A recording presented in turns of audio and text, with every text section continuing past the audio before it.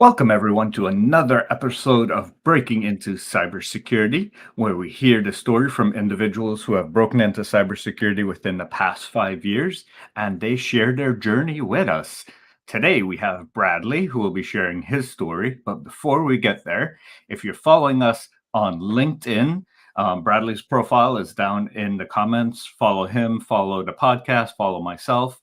For those of you following us live on YouTube, hit that subscribe button and that notification button right down below. That way you get notified the next time we come on.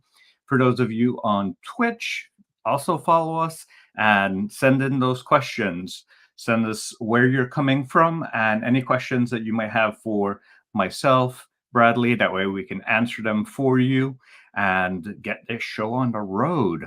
Well, Bradley, why don't you start with introducing yourself? Give us a little bit about your background and why you're interested in cybersecurity. Absolutely. So my name is Bradley Ogle. I was born and grew up around the Knoxville, Tennessee area. Ever since I was young, I've always been fascinated with computers, and so some point in my IT career, I saw that cybersecurity was still an emerging field where I could make an impact and create like a legacy for myself. There's still opportunities to do so in this field. Uh, so that's what really drove me to begin my career change. And where were you before, since you're mentioning a career change? I was mostly I was doing IT for a local school system, Okay. uh, and then later the University of Tennessee, Knoxville. I think that's very important to understand for those who might be watching some of the transferable skills that you're taking with you in your journey. Um, when you said you did IT, what aspect of IT did you focus on in those areas? So I started as a computer technician, and then became a system administrator. Uh, and that experience as system admin really is what gave me the tools I needed to transition into cybersecurity. Uh, Ever since I started in the field, I listened to John Strand early on in my career, and something he said stuck out to me. If you're building systems and you're not building them to be secure, you're building them to fail. So you're not doing your job properly. Uh, so, in my opinion, network engineers and system admins and other architects, engineers need to, if they're not building their systems from the ground up to be secure, then they shouldn't be in that job. Uh, Inherently, you had to build them to be secure. And so, taking that philosophy, I started going in and learning how to harden the systems I was deploying. Uh, you know, Using CIS benchmarks, recommended best practices, Microsoft security toolkits, and really trying to understand why those were the best practices, not just that they are the best practices. And what did you find out like in that journey of why they're the best practices? Just how like landman, disabling landman, NTLM processes, and really learning about more about like SamHive, registry keys, just all kinds of like in-depth little tidbits inside the operating system where normally just a as a school system admin, normally you wouldn't be required to touch a lot of the stuff that you would be if you're trying to secure the system. So getting in the weeds with some of the more granular operating system components really helped me make that transition. Perfect. Yeah. Like I think that's one of the things that in my own help desk IT journey that I also did. And I think sometimes a lot of folks forget. And just because we're talking about those interested in IT admin, check out KevTech.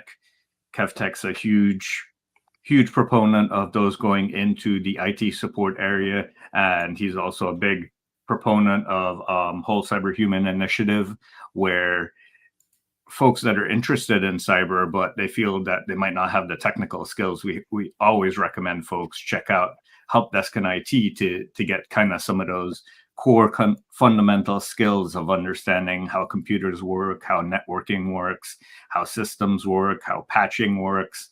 Like you learned those fundamental skills in some of that support work. Big shout out to Jeremy sending a wave over. So Bradley, as part of your journey, how did you transition, and how did you figure out where in cybersecurity you wanted to go? So it took me a while to actually figure out where I wanted to go. I kind of played around with a bunch of different options, offensive, blue team, DFIR, uh, GRC. Really, what got me to the point where I decided what I wanted to do DFIR was just playing around with labs online. Doing security blue team labs, uh, DFIR, Diva, and some other cool little free labs out there that our community is gracious enough to build and host for people to like me and others to learn and transition to cybersecurity with. Uh, so doing those really brought out how interesting it was for me and how much passion I had for it. And so that's where I decided where I wanted to stick out to DFIR. But previously, I made the transition into like a DFIR, or sorry, a GRC / generalist security consultant position. Mhm. And that was just through leveraging my history of writing policy for the school system I worked at, the OS hardening, the Active Directory hardening that I had done as a system admin, using those skills to transition to a general security position, and then learning on the side through those community resources to really transition to my passion, which is DFIR. And so you mentioned you tried out all those different areas. How long of a period was that you explored before you kind of figured out where you wanted to go? So I'd kind of played around with it prior to my transition into the generalist position. I'd played around with it as the IT team leader at the University of Tennessee and as a system admin before that. Just toying around with like Hack the Box and other resources out there. Mhm. And so all in all, my entire career really, but really trying to figure out what I wanted to go into was just the year that I was a general security consultant. Okay. And let's talk about the shift from your school role to the first generalist consultant role that you got.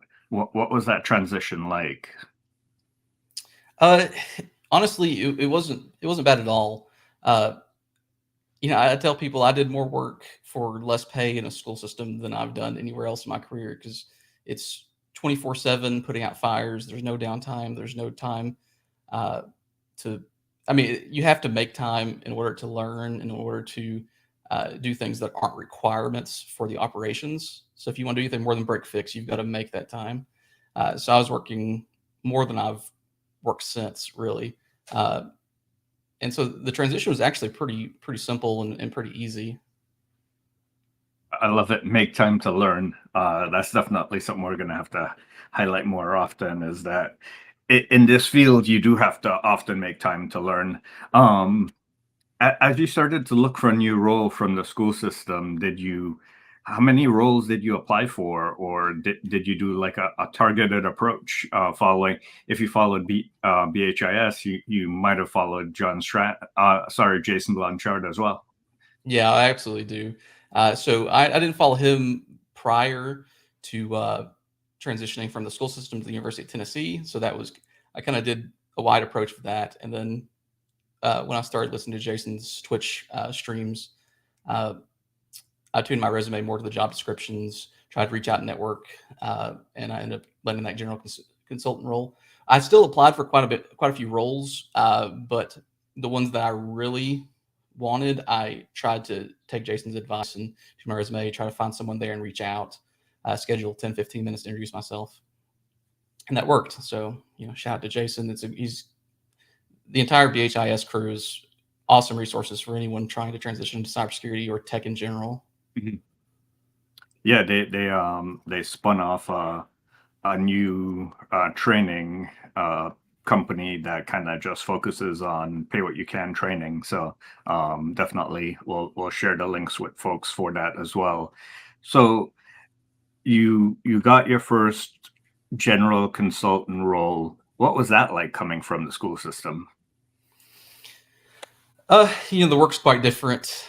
Being a consultant rather than being an internal stakeholder, uh, trying to split your time between different companies and different environments and uh, different types of work. Really, some GRC, some not. It's pretty interesting being a consultant. You learn a lot really quickly, but also it's kind of like how they describe the CISSP in ways. It's a mile wide, but sometimes an inch deep. You get to do a lot sometimes, but not a lot in depth. Okay. And what were some of the pros or cons to that for someone considering becoming a general security consultant? So, the pros is you get to experience all kinds of different technologies in different environments and different enterprises, and that is very valuable to have experience across a wide spectrum of different companies with different people. But the con is that usually you're not able to get like really in the weeds of things, and that they leave that for the internal stakeholders normally. And was that where you first got exposed to uh, DFIR, or were you exposed to it before? Yeah, so in terms of actually being on an incident, yes, during my role as a consultant, that's where I first got exposed to it. For digital forensics, I kind of had an interest in it for a while, and so I've been doing like labs and such. But actually getting hands-on IR activities, it was during that consultant role. Where were some of the labs that you were using? As mentioned earlier, DFIR, Diva. Uh, I can't remember some of the other DFIR specific labs. I know, Mhm. use security blue teams, blue team labs, cyber defenders for some of the more general blue team stuff and IR stuff. And then of course, Try Hack Me's supposedly red team, but there is a lot of blue team content. There's a lot of content for digital forensics and IR too that can be useful. Um, Sure, if you wanted to, you could take a look at any of the red team labs and then turn it around and create your own forensic report on it. Absolutely, that's a good point. Uh, So, go ahead. I was just say, I did something, download a metasploitable, run Nessus against it, run Nessus against my network, and just really try to understand the results and kind of get a vulnerability management perspective on things also, which is helpful for holistic knowledge of cybersecurity. That's a very good point. Did you have a home lab, or was that just against your general Wi-Fi network that you had at home, or network that you had at home? Both actually. Yeah, I do have a home lab. It's decommissioned now, but I had because it was eating up too much power. I had two Dell PowerEdge R710s that I'd grabbed off eBay for a pretty good price, and I'd spun up a few Windows domains. And uh, you know, Microsoft has a great auto deployment toolkit now for a Windows lab. So if you're trying to learn Windows, it's a great resource to deploy and play around in, attack and defend. Nice. That's a great resource, because I think often when individuals think of setting up their home labs, they're looking for something that's pre-configured. But like you mentioned very early in the beginning, build it strong from the beginning, and if you understand how to build it strong, then you're doing your job right. Right. So as you started to look for that DFIR role, did you find that that was harder than getting your first security role? Oh, absolutely. Yeah. Yeah. Generally, I found that a lot of companies want someone directly from like a SOC to go into the DFIR roles or somebody with previous DFIR experience. So, transitioning from the general consultant position was more difficult, uh, but still possible. It took a while, but got there Let's eventually. Yeah, let's talk through those challenges, because I think oftentimes in individuals might not understand the amount of work that's needed for a transition like that into a specialty role, right? Because Right. DFIR is one of those specialty roles, because you have to know almost a little bit about everything. You have to know about how incident response works, how forensics works. You don't want to mess up the forensics as part of being on the IR team, because then you blow the investigation after the fact. So, what were some of the the roadblocks you hit along the way?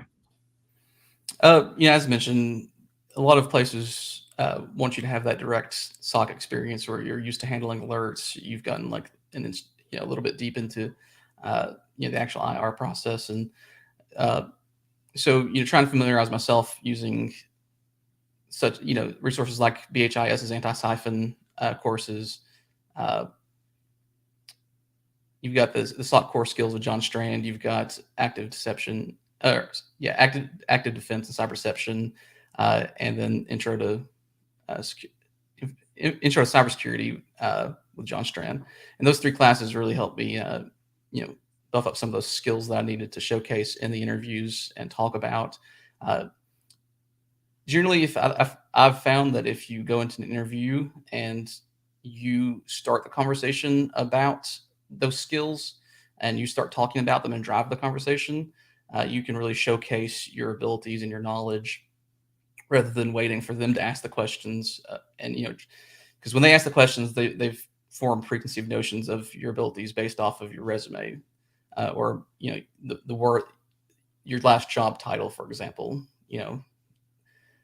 So trying to drive the conversation in that aspect really helps cement the idea that you know what you're doing to the interviewer, and that can be very valuable in getting those positions. That's a great point that I think oftentimes people don't consider in an interview, especially where you might be more novice in the area, that if you demonstrate confidence by bringing up the topic, because you're not going to bring up a topic that you're not confident in, Right. um, the interviewer will make those assumptions themselves. And if it's a role that you're looking to get that is new to you, you don't want them making those assumptions. You want to drive that conversation, and starting to go down that path is a great way to do that. Absolutely. Um, whole Cyberhuman Initiative asks, what do you suggest for seekers in the current weeks to look at threats? Do they come up? Things like that. I'm trying to help transition two of my close friends into cybersecurity roles right now. One of them just landed his first one actually back in March, and the other one's still we're still working on that. And during their interviews and during my interviews, I didn't find too many. We didn't have too many questions about current threats. It was normally like, explain the latest biggest threat, and usually that was like they wanted to hear like Log4j, for the past 6 months. That's what they've wanted to hear. Before that, like Spectre, Meltdown, Blue Keep, things like that. So, but So they want the current themes happening out there. yeah, exactly. But knowing the current landscape, that just gives you something else to talk about and showcase that you're staying in tune to the community, the industry, the threat landscape. It's very valuable to know that. And like I said, you bring it up before they ask. If they don't ask, especially if they don't ask, because that just showcase that adds more information they know about you. Speaking of the current threat landscape, what do you do to keep up with the current threat landscape? So I start every morning off with the Sands Stormcast podcast, uh, and then I have the Sands News Spot that's coming to my inbox every morning. Uh, Subscribe to like Microsoft, Sophos, Cisco mailing lists. Uh, I have a tweet deck that monitors my company names, threat names, POCs, uh, and then of course Reddit is a great resource. Discord, Yeah. Slack, staying in tune to those community and industry Discords and Slacks. Those are great spaces to be in. Yeah, I would also recommend Feedly. I use Feedly to kind of pull together all those different RSS feeds into one space rather than clogging up my inbox. Absolutely. um, so, what you mentioned you were helping some friends prepare for their interviews. What other tips would you give for those interviewing right now for DFIR roles outside of what you mentioned? You just prepare yourself. Before your interview, research the company, research if you know the interviewer's name, research them, know their background. if they have a background in networking, buff up your networking skills, because they're more prone to ask questions related to networking, even if it is, if it's a DFIR position or a just a SOC analyst role. They will try to put in port numbers, IP ranges. They'll put in something related to their history normally. So knowing their background and trying to project questions, looking at the company, what do they do? If they're an MSSP, they're probably going to ask some kind of maybe in customer service based questions, because you're going to be dealing with customers a lot. So just try to come up with a list of questions based off the job description, the company, and the interviewer, and then go ahead and write those out. Go ahead and answer all those questions. Have it written in front of you. Study, have it. Don't get caught off guard. Know what you're going to talk about. Don't get caught off guard. Try to drive the conversation. If they ask you a question and you're unsure, repeat it. Think about it. Ask them clarifying questions, and to give yourself a little bit more time to think about it, and then give your best answer. And if you just don't know, be honest. Be honest with them. Don't fumble around with it. Be honest and try to clarify that you don't know that now, but you're very driven. Talk about all the ways you stay in tune with the community and the industry, and how it's going to be easy for you to pick up and learn those things that you don't know. I love that. Both driving the conversation and being honest as to where you have skills, where you don't have skills, or even, and this is a tip that Jason mentions, that if you don't know it, you say you don't know it. If you do know it or know some of it, say that you're familiar with it. And then if you're really a practitioner in it, say that, hey, I'm confident in it and I can teach others how to do it. And that kind of shows that you have a different level of experience if you could teach someone else how to do those same skills. So think about your skills in those three areas and be able to articulate it in that way. Absolutely. So, kind of approaching the end, one of the things that I love to do is pretend that this is 5 years later. You're looking back at yourself, or 5 years earlier. You're talking to yourself. What advice would you give yourself? Don't try to wait until you've min-maxed, speaking in like gaming terms, or don't try to optimize your chances of getting a position before you apply to it. As soon as you find an interest in something, you should start preparing for it, but also start applying, because sometimes you can stumble upon chances that companies will give you, especially if you're networking properly. So by delaying it, you're just delaying your progress, and you're just delaying more learning that you could be doing on the job. So if you identify a passion, whether it be a specialty or just security, transitioning from IT or not IT, just go for it. Just start, tune your resume, start networking, start learning, but also start applying. I love that. I love that. Now, one last question, kind of a little surprise. Everything we talked about today, if you had to summarize that into one piece of advice for someone trying to break into the field, or break into DFIR, what would that be? Stay driven, stay learning, and keep on top of things, and you'll succeed. I love the stay driven. Let's hashtag that one too. I must start doing that. All the keywords people say.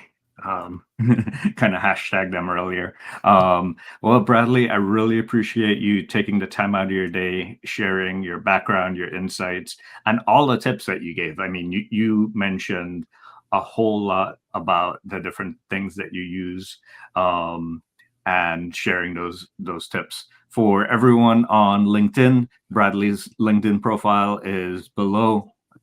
Connect, follow with him, ask him questions. He's been very helpful. For those of you on YouTube, hit that subscribe button and that notification button. That way we pop up the next time.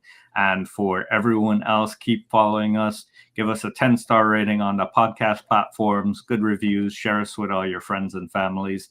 That's how we can help bring more diverse folks into this industry and help solve those complex problems of tomorrow. Thank you, everyone, and have a great rest of your day.